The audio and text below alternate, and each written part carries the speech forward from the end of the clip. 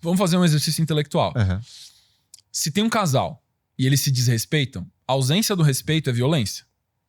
Pode ser física, pode ser afetiva, pode ser intelectual, com humilhações. O que muitos aceitam, seja um homem ou uma mulher. Aceitam até violência física e continuam juntos. Um relacionamento que é violento, que tem violência, que não tem respeito, é um relacionamento real? Pô, é de um relacionamento de fachada, talvez? É um relacionamento de personagens. Uhum. É um relacionamento de fachada. Tá junto porque, sei lá, casou na igreja e não pode divorciar. Uhum. Ou comprou algo junto, não quer fazer a separação. Tem tá uma construindo patrimônio é. e eu não quero separar metade, porque senão ele vai levar metade ou ela vai levar metade. Uhum. Ou tem filhos envolvidos. Tem, Ou várias porque motivações. se eu me separar, o que vão dizer de mim? Na igreja, sei lá. Na igreja, na família na também. Família, Ai, ninguém na minha família se divorciou, eu vou ser o primeiro, então eu não vou divorciar. Fico aceitando violência dentro de casa. Se você olhar um casal que não tem verdade, que um mente pro outro, tem relacionamento? Eles estão criando ilusões. Sim. Imagina você chega, fabrica uma ilusão e conta pra tua mulher. Essa ilusão fabricada, por mais que ela acredite em você, ela não tem substância, ela não tem realidade. Uhum. É uma questão de tempo até o seu relacionamento se desfazer. É que você colocou um reloginho, um contador de tempo pra, quando ela descobrir que você tava mentindo, o relacionamento acabou. Na verdade, é uma constatação que nunca existiu um relacionamento. Você nunca consegue criar um relacionamento com um mentiroso. Porque o mentiroso nunca se entrega. É. Então, quando você tem ausência da verdade, ausência do respeito, não existe relacionar. Mas qual que é o sinal infalível, assim, seu relacionamento já acabou. Se acontecer isso, esquece. Dá um jeito que tá fadado ao fracasso. As corrupções de verdade, mentira, é uma traição. Mentira já é um tipo de traição. Então, quando já não tem verdade, aqui precisa de uma restauração divina. Porque a pessoa precisa se corrigir por Deus pra ver como a mentira é danosa e destrutiva e fazer uma aliança com a verdade e restaurar isso nela pra daí ela poder dar no relacionamento. Mas o cara nem acredita em Deus. Tô falando de alguém... O cara não... Sei lá, o cara é ateu, agnóstico, tanto faz. Exatamente isso. Se não tem verdade ou respeito, ou os dois, já não existe relacionamento. Então, a pessoa tá num relacionamento. Putz, mas tem traição, tem violência, tem mentira. Você só tem que constatar que não existe relacionamento. Você não tem que terminar, porque não existe nada pra terminar. É a separação de corpos, né? É só uma separação de corpos, porque você acostumou a viver com esse corpo. É. E muita gente tá nessa fase, né? Tá nessa fase. Mas aí é uma mudança de visão. É falar assim, cara, não existe relacionamento. Não tem intimidade, não tem confiança, cooperação, não tem diálogo, não tem respeito, não tem verdade, não tem relacionar. Relacionar são essas 5 coisas. Tem o morar junto. Mas E tem bens em comuns ou filhos, né? É por que a gente tá junto? Por causa dos bens, por causa dos filhos, por causa da rotina e porque a gente acostumou a viver junto. São só condicionamentos externos que não dizem como o relacionamento é. Os seus bens não dizem sobre o seu relacionamento. Sim. Os seus filhos não dizem sobre o seu relacionamento.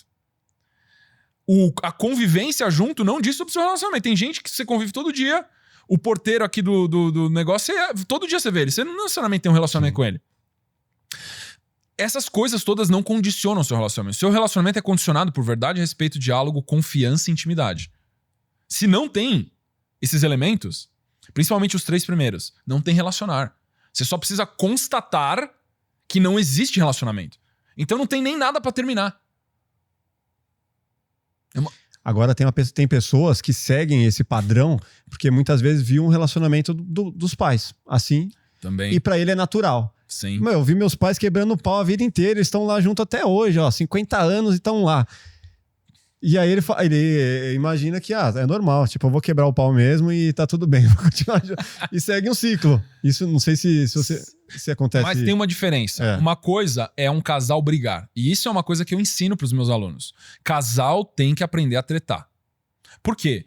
Não é porque tem verdade, respeito e diálogo que não vai ter treta. Vai ter treta. Porque um tem uma visão, outro tem outra e os dois estão defendendo a sua verdade. Mas tem que achar maneiras de defender a sua verdade de maneira respeitosa.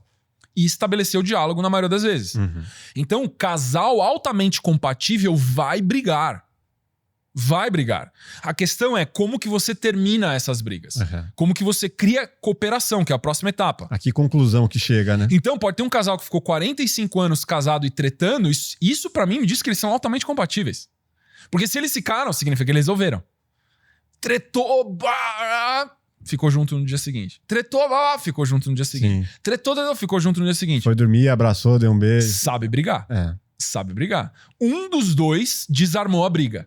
E aí voltou para uma normalidade, eles voltaram a se dialogar, acharam um caminho de cooperação. Uhum. E isso, na verdade, me diz que é um casal altamente compatível que aprendeu a brigar.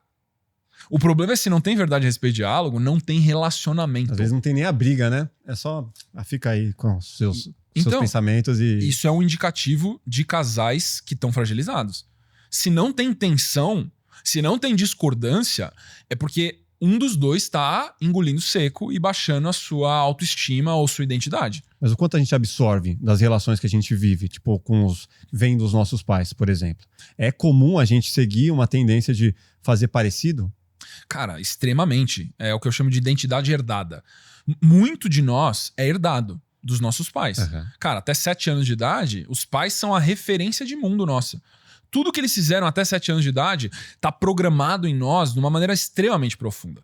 É só a partir dos 7 anos que a gente começa a se posicionar e criticar certas coisas. Mas tudo que eles fizeram até 7 anos de idade é um padrão natural, familiar. Então, na adolescência é quando a gente começa a pegar referências externas de amigos, de professores, de pessoas que não são os pais, primos, tios, que são referências grandes pra gente também. E essas novas referências começam a gerar certos conflitos com as referências parentais. Mas até 7 anos de idade, você foi programado pelo seu pai e pela sua mãe. Então, sabendo disso, cara, você tem que fazer um processo de análise, de investigação, de amadurecimento espiritual, pra você descobrir o que é coisa que o Lucas entendeu, escolhe, ou o que é meu pai falando através de mim. O que é minha mãe falando através de mim. Que você vai fazer uma regressão lá pra entender. Regressão. Por isso que na psicanálise se faz muito regressão. Uhum. Pra você voltar lá na infância e você falar assim, isso é da minha mãe, isso sou eu. Agora eu posso ter um padrão da minha mãe que eu olho hoje como adulto e falo assim, cara, minha mãe estava certa. Quando ela fez aquilo, a intenção dela era nobre, talvez eu mude um pouco a tonalidade, o jeito de falar, mas eu vou fazer a mesma coisa que ela. Mas tá lá na infância, um problema que... Tá lá na infância. E tem outra coisa que eu olho e falo assim, cara, isso aqui que minha mãe fez era por imaturidade ou inconsciência dela, então eu não quero fazer. Quando você reconhece que aquele padrão é dela e tá dentro de você, tá gravado lá, abre um caminho novo pra você fazer diferente do que o padrão parental. Aqui nasce o adulto que tem escolha. Antes de você fazer essa investigação, você só faz o que sua mãe fez sem nem questionar. Como tem um monte de gente que só fica replicando o padrão de pai e de mãe, sem nem entender por que tá fazendo aquilo. Até às vezes de ter filho muito cedo, né? Não ter cuidado nenhum. E você vê que isso... Não, na família tem isso. De, teve filho cedo, beleza, passou uma geração. Aí vem o filho que teve filho cedo. Aí passa uma geração... Cara, a terceira geração em que não tem um planejamento e que vai lá e tem filho muito cedo e continua, e continua, e continua. Eu acho... Porque é o familiar. Porque é o familiar. Então, aquilo que foi o padrão da minha mãe e do meu pai no começo da minha vida, aí você fala, mas eu não tive pai. Então, o padrão parental de pai é um padrão de ausência. Toda vez que a pessoa busca a referência de pai, é vazio. Sim, às vezes é com o pai vivo, mas é vazio, né? Exatamente. Então, não importa, o pai ausente é uma ausência de padrão. Essa ausência de padrão define as minhas escolhas também. Porque no momento que eu não tenho essa referência, eu vou agir baseado na ausência. Por exemplo, dependência afetiva tem muito a ver com ausência de modelo de pai. É mais difícil você ter ausência de mãe, mas existem alguns casos de ausência de mãe também. Normalmente você tem a mãe e não tem o pai. Então, a ausência do pai normalmente cria o padrão na pessoa de ausência de limites. Você é uma pessoa que explode afetivamente, a pessoa que quer impor as ideias dela nos outros, a pessoa que quer que as coisas sejam do jeito dela.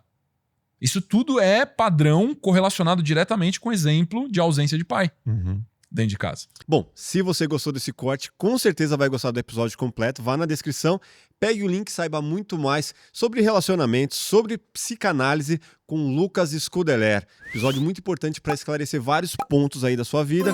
Se inscreva no nosso canal, deixe seu like e até o próximo Plugado Podcast. Valeu!